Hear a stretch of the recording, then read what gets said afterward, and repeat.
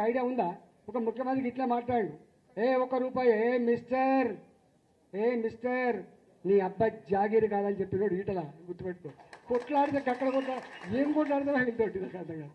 రాజశేఖర్తో కొట్లాడినాడు ఒక అర్థం ఉంది, అంతకంటే ముందు ముఖ్యమంత్రితో కొట్లాడినాడు అర్థం ఉంది, రేవశా గారితో కొట్లాడిన అర్థం ఉంది, కిరణ్ కుమార్ గారితో కొట్లాడినట్టు అర్థం ఉంది, కేసీఆర్తో కొట్లాడినాడు అర్థం ఉంది. ఎవరితో కొట్లాడాలి నేను? నా పటారేం కావాలి అంటున్నా. ఎంపీకి కూడా నాకు ఎన్ని ఓట్లు వచ్చినాయో గన్ని ఓట్లు సమానంగా వేయించిన చరిత్ర తప్ప ఎమ్మెల్యేకు ఎక్కువ ఓట్లు, ఎంపీకి తక్కువ ఓట్ల చేతి లేదు. ఇప్పటికీ ఆయన అంతరాత్మ తెలుస్తుంది మా భూమరావు గారికి. రెండు కలిపే వచ్చేది. రెండు కలిపే వస్తే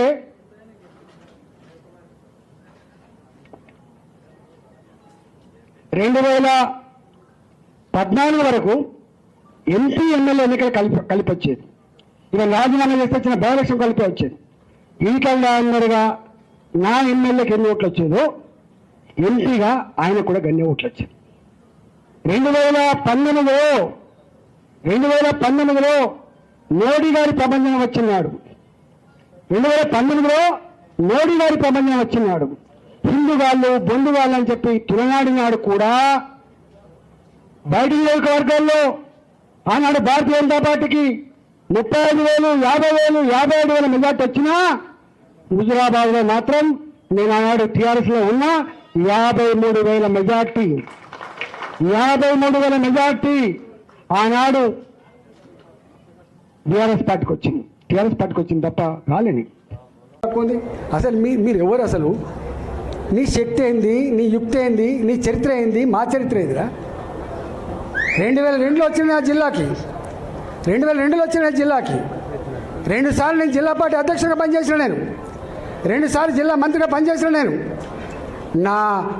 నా అడుగు పడని గ్రామాలు లేవు కరీంనగర్ జిల్లాలో. ఉమ్మడి కరీంనగర్ జిల్లాలో నా అడుగులు పడని గ్రామాలు లేవు. ఉమ్మడి కరీంనగర్ జిల్లాలో నేను కరీంనగర్లో ఉంటే పొద్దున ఉదయం పొయ్యి ముట్టిస్తే రాత్రి 12 గంటలకు కూడా ఆ పొయ్యి ఆరిపోయేది కాదు. ఒక్క హుజురాబాదు, ఒక కమలాపూర్ వచ్చిన వాళ్ళు కాదు బిడ్డ, మొత్తం కరీంనగర్ జిల్లా మొత్తం వచ్చేది. పక్క పంటున్న జిల్లాలు కూడా అప్పుడప్పుడు వచ్చిపోయేది. ఇవాళ నేను 2 సార్లు 40 ఫ్లోర్ లేదని చెప్తున్నా అంటే నాకు తెలియని జిల్లా ఉంటుందా? నేను పోని మండలం ఉంటుందా? నేను మాట్లాడినటువంటి జాతులు ఉంటాయా? మీకు మా చరిత్ర తక్కువ తెలుసుకోడు కా, మీ చరిత్ర మీకు తక్కువ తెలుసు.